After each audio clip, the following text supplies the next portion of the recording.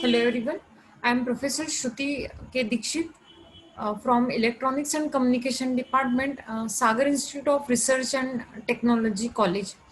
This college is under Sage Group.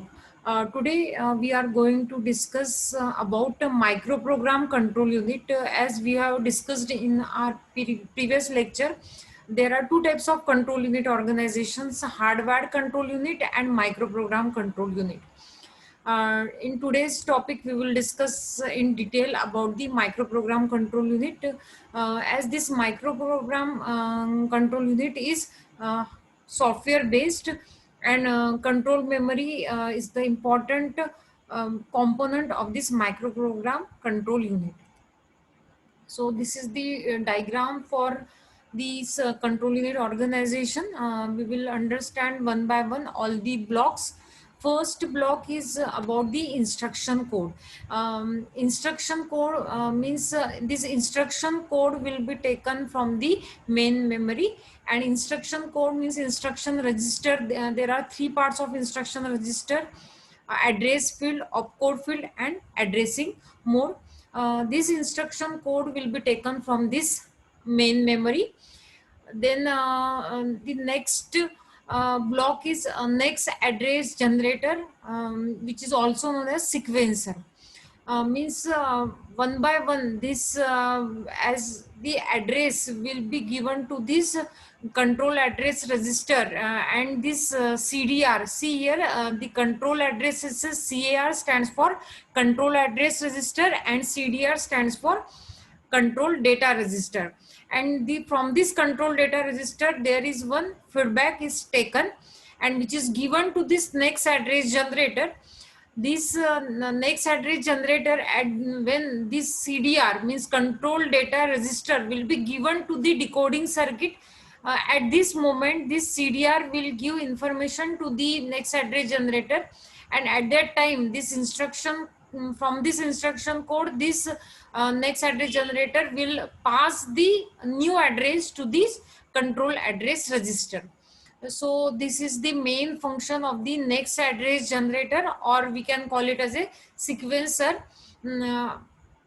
Then control address register and control memory, control data register, and decoding circuit. The main function of this control unit organization is to generate the control signals. These control signals, basically control signals are the group of bits used to select paths in multiplexers, decoders, arithmetic logic unit. It contains the microprograms. The control variables, basically these are the binary variables, specify which micro operations to perform on the operands. Certain micro operations initiated while others are ideal. Control word, here there are different terms related to this microprogram control unit, and the control word means it is a string of ones and zero represent these control variables. Basically binary variables are stored in the control memory. This we can call this control memory, it is a permanent memory used to store the microprogram control unit to store the microprogram. This microprogram is stored in this permanent memory, which is known as control memory. And the micro instructions, control were stored in control memory, and specify which control signals for execution of micro operations. This is the main function of this micro instructions, or function, or we can call it as a definition. Micro instruction, we specify the control signals for execution of micro operations, and these micro programs which is stored in the control memory, in the permanent memory, or we may call it as a permanent memory, and which is the important part of this control unit, and it is a sequence of micro instructions. As I have told you about the control memory, it is a read-only memory. Content of word in ROM at given address specifies micro instructions, and each computer instruction initiates series of micro instructions, and these microprograms are stored in this control memory. Basically, here the main instruction cycle function is there. Fetching of instruction from main memory, then decoding and execution.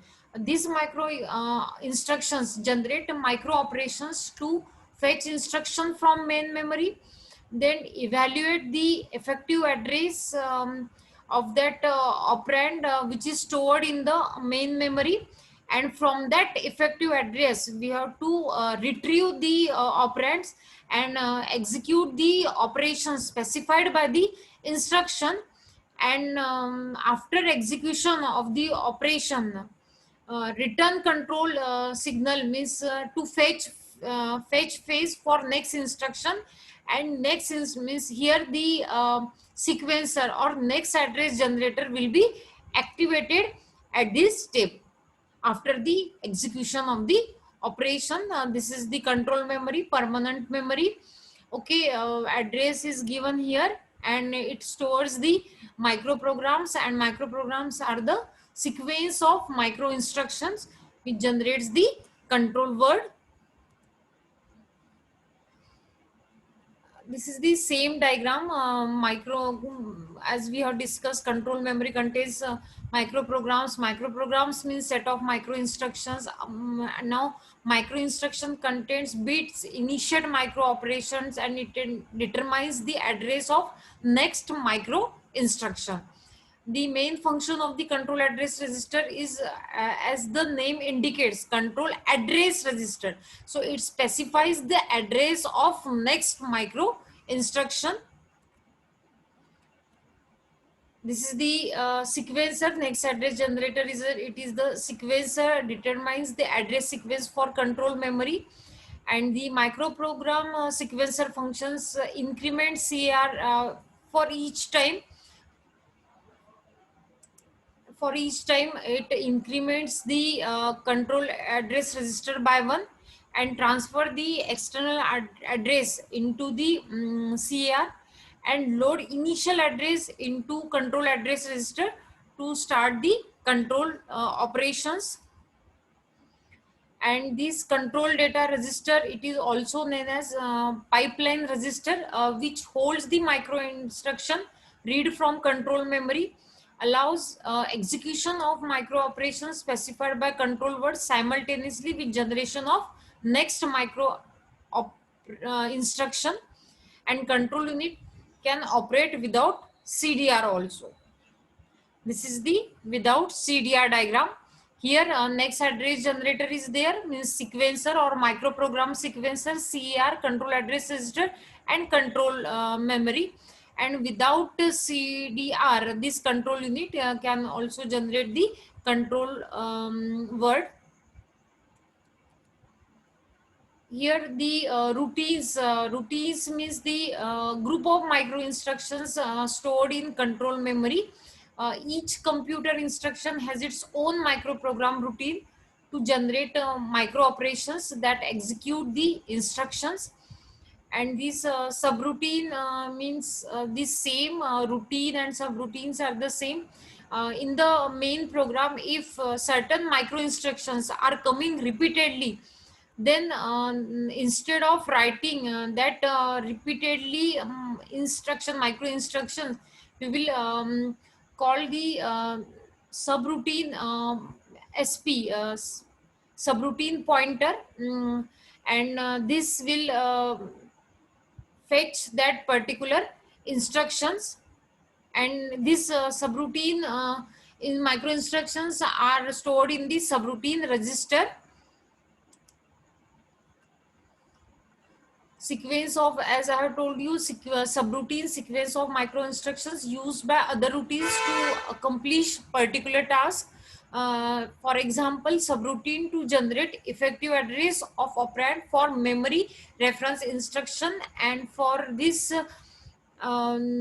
sequence of micro instructions are stored in the subroutine register, stores return address during subroutine call. There is one concept, conditional branching.